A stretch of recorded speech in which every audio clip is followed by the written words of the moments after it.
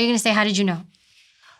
The nanny opened up her statement by telling me about her morning, how frustrated it was, how she was running late. When I did cases, I would always ask, and again, not because I knew to do this, I was trained to do this, but really good interview is get people to write, not a memo, but a statement before you even interview them.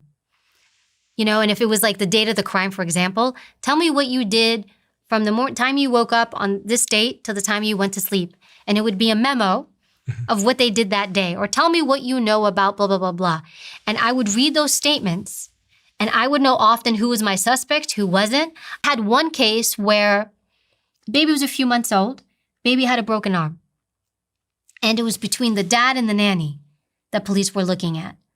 And police weren't sure which one it was. We think it's either the nanny or their dad.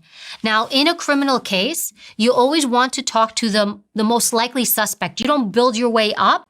I go to the person who I likely think did it. I'm going straight to the person, right? I don't want to go to the person I think maybe did it and then build my way there. I want the person that I truly believe is my suspect, my offender. So I get the statements and I read them both. I read dad's and I read nanny's.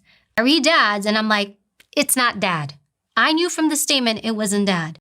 I read nanny's. And I knew right away after I read nanny's statement, she did it. Now you're going to say, how did you know?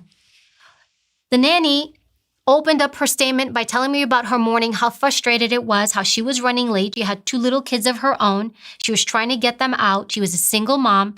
She was stressed out. And she shows up to work to take care of this baby.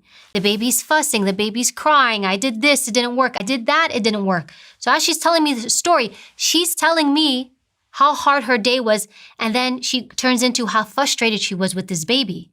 I did everything I could to get this baby to stop crying. I think the baby is either 3 or 6 months old. I can't remember.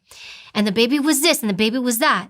And then she gets to a part where it says, then I gave the baby Tylenol and it went quiet. And I was like, there it is. That's when she broke the baby's arm. Who says I gave the baby Tylenol and it went quiet? In that moment, her language had changed so much. I was like, that's the moment she snapped that baby's arm and the baby passed out from the pain.